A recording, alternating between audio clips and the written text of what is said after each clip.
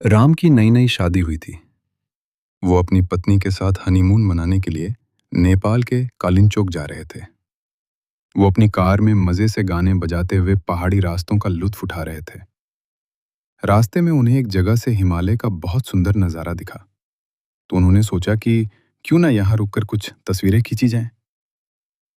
राम और उनकी पत्नी कार से उतरकर फोटो खींचने में व्यस्त हो गए। तभी उन्होंने देखा कि एक बहुत ही सुंदर लड़की उनकी कार के पास खड़ी है और कार के शीशे से अंदर झांक रही है। राम ने पहले तो ध्यान नहीं दिया, लेकिन उनकी पत्नी ने पूछा, हमारी कार के पास वो लड़की कौन है? वो क्या ढूंढ रही है? जब वे दोनों कार के पास पहुंचे तो उस लड़की ने बताया कि उसकी कार थोड़ी दूर नीचे खराब हो गई है और वो काफी परेशान है। उसने राम से पूछा कि क्या वे उसे कालिंचोक तक लिफ्ट दे सकते हैं। राम की पत्नी को यह बात पसंद नहीं आई। वो नहीं चाहती थी कि किसी अनजान लड़की को अपने साथ ले जाएं। राम ने इंसानियत के नाते उस लड़की को हाँ कह दिया। उस लड़की ने कहा कि वो भी कालिंचोक ही जा रही है। राम की पत्नी गुस्से में कार में बैठ गई। राम ड्राइविंग सीट पर थे और वो अनजान लड़की पीछे की सीट पर बैठ गई। पूरे रास्ते राम की पत्नी ने उनसे बात नहीं की और मुंह फुलाकर बैठी रही। गाड़ी चलाते वक्त राम का ध्यान बार बार रियर व्यू मिरर में उस लड़की की तरफ जा रहा था। वो लड़की बहुत सुंदर थी और राम को उसकी तरफ एक अजीब सा खिंचाव महसूस हो रहा था। उन्हें लग रहा था कि वो लड़की भी उन्हें ही देख रही है। राम की पत्नी ने यह बात नोट कर ली और उनका गुस्सा और बढ़ गया। रास्ते में राम ने अपनी पत्नी को मनाने की कोशिश की। देखो वह झरना कितना सुंदर है, लेकिन पत्नी ने कोई जवाब नहीं दिया। उन्होंने यहां तक कह दिया कि अगर तुम्हारा ध्यान पीछे ही है तो तुम पीछे ही जाकर बैठ जाओ, ड्राइविंग मैं कर लेती हूं। राम को समझ आ गया कि उन्होंने लिफ्ट देकर गलती कर दी है। कुछ घंटों बाद वे कालिंचोक के एक रिजॉर्ट में पहुंच गए। राम ने उस लड़की से कहा, हमने यही होटल बुक किया है, आप अब यहां से दूसरी गाड़ी ले सकती हैं। लेकिन हैरानी की बात यह थी कि उस लड़की ने मुस्कुराते हुए कहा, अरे मैंने भी यही रिजॉर्ट बुक किया है, हम तो एक ही जगह रुकने वाले हैं। गाड़ी से उतरते वक्त उस लड़की ने अपना नाम एलिसा बताया। उसने कहा कि शाम को मिलते हैं और मजे करेंगे। वह सीधे रिजॉर्ट के अंदर चली गई। राम की पत्नी ने रिजॉर्ट पहुंचते ही कमरे का दरवाजा जोर से बंद कर दिया और राम पर चिल्लाने लगी कि तुम्हें वह लड़की बहुत पसंद आ गई है, उसी के साथ रहो। उन्हें कमरा नंबर 102 दिया गया था। राम ने अपनी पत्नी को मनाने की बहुत कोशिश की, लेकिन वह नहीं मानी। रात का खाना भी उन्होंने कमरे में ही मंगवाया क्योंकि पत्नी बाहर जाने को तैयार नहीं थी। राम को लगा कि हनीमून का मजा खराब हो गया है, लेकिन उन्हें नहीं पता था कि असली खतरा उनके साथ उसी कमरे में है। राम और उनकी पत्नी अपने कमरा नंबर 102 में थे। पत्नी अभी भी एलिसा को लिफ्ट देने की वजह से बहुत गुस्से में थी। राम ने उन्हें मनाने के लिए बहुत कोशिश की, उन्हें प्यार किया और आखिरकार उनके बीच सब ठीक हो गया। दोनों देर रात बातें करते करते सो गए। राम को लगा कि अब हनीमून का मजा वापस आ जाएगा। अगले दिन सुबह जब राम की पत्नी की आंख खुली तो उन्होंने देखा कि राम उनके पास नहीं है। उन्होंने बाथरूम में देखा, लेकिन वह वहां भी नहीं थे। जब वह दरवाजा खोलकर बाहर बालकनी/आंगन में आई तो जो उन्होंने देखा उससे उनका गुस्सा 7वें आसमान पर पहुंच गया। राम नीचे आंगन में उसी पिंक नाइट ड्रेस वाली एलिसा के साथ बैठकर मग्न होकर चाय पी रहे थे और हंस कर बातें कर रहे थे। राम की पत्नी ने वहीं से चिल्लाकर आवाज दी, राम। लेकिन राम इतने खोए हुए थे कि उन्होंने सुना ही नहीं। पत्नी नीचे दौड़कर गई और गुस्से में उन्हें कमरे में वापस ले आईं। उन्होंने कहा, तुम्हें जरा भी शर्म नहीं है? कल रात मुझसे माफी मांग रहे थे और आज सुबह होते ही उसके साथ चाय पी रहे हो। राम हैरान थे। उन्हें समझ नहीं आ रहा था कि उनकी पत्नी इतनी क्यों भड़क रही हैं। राम ने सफाई देते हुए कहा कि वो तो बस यूं ही बाहर गए थे, लेकिन उनकी पत्नी ने एलिसा की नाइट ड्रेस पर भी ताना मारा। राम को लगा कि शायद वो ज्यादा ही शक कर रही हैं। पत्नी ने कहा, अगर अब तुमने उससे बात की तो मुझसे बुरा कोई नहीं होगा। राम ने डर के मारे कसम खाई कि वो अब एलिसा की तरफ देखेंगे भी नहीं। इसके बाद दोनों ने कालिंचोक मंदिर की चढ़ाई शुरू की। दोनों पहाड़ चढ़ते हुए फोटो खींच रहे थे। रास्ते में एक जगह बहुत गहरी खाई थी। राम की पत्नी ने जिद की कि उन्हें उस पत्थर पर बैठकर फोटो खिंचवानी है। राम ने मना किया कि यह खतरनाक है, लेकिन वो नहीं मानी। जैसे ही वो फोटो के लिए पोज देने गईं, उनका पैर फिसल गया और वो सीधे नीचे खाई में गिरनी। राम बुरी तरह डर गए। उन्होंने नीचे झांका तो पत्नी दिख नहीं रही थी, बस उनके चिल्लाने की आवाज आ रही थी। राम ने सोचा कि अब सब खत्म हो गया, लेकिन कुछ ही देर में उन्होंने देखा कि उनकी पत्नी नीचे से खुद ही ऊपर चढ़कर आ रही हैं। हैरानी की बात यह थी कि इतनी ऊंची खाई से गिरने के बाद भी उनके शरीर पर एक खरोंच तक नहीं थी।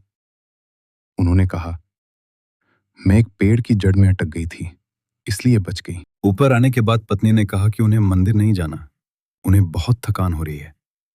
जैसे ही वे नीचे रिसोर्ट की तरफ लौटने लगे, अचानक उनकी पत्नी ने कहा, राम, मेरा पैर मुड़ गया है, मैं चल नहीं सकती। उन्होंने राम से सहारा लिया और बहुत धीरे धीरे होटल वापस पहुंचे। राम को लगा कि ये शायद गिरने का असर है जो अब दिख रहा है।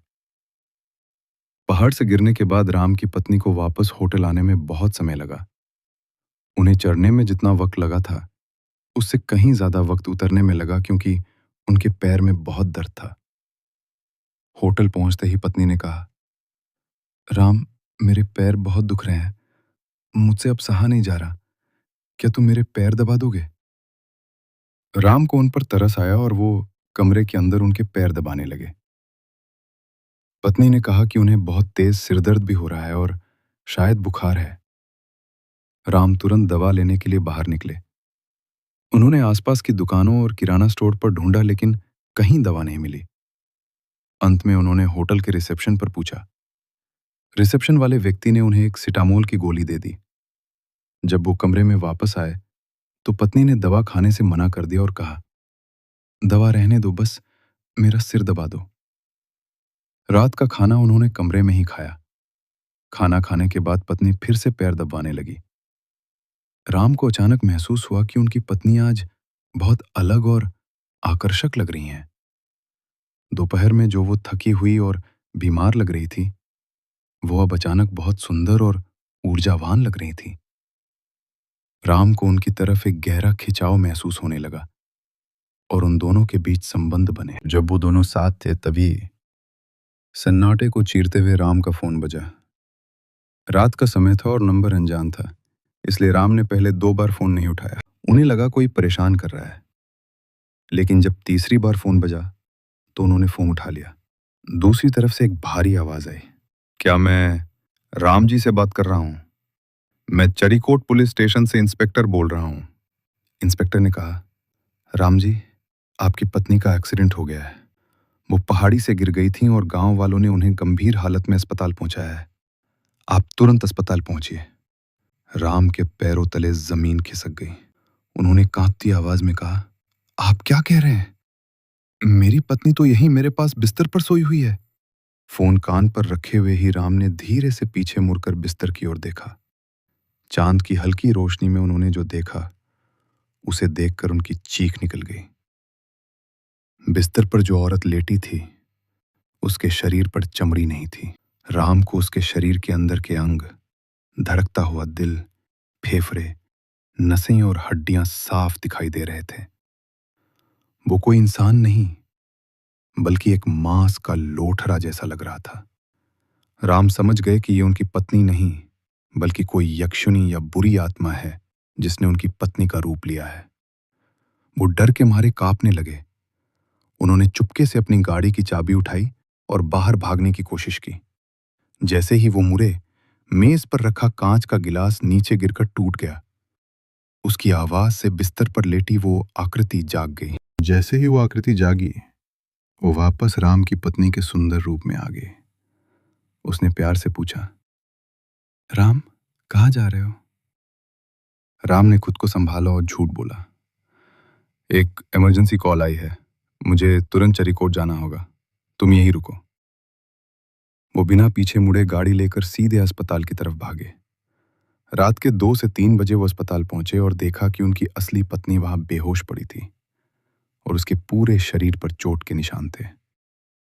राम ने अस्पताल में देखा कि उनकी पत्नी बेहोश थी। डॉक्टर ने बताया कि उन्हें बहुत गहरी चोटें आई हैं। जब पत्नी को थोड़ा होश आया तो वो डर के मारे बड़बड़ाने लगी। वो एलिसा डायन है। उसने मुझे धक्का दिया। राम को बचाओ।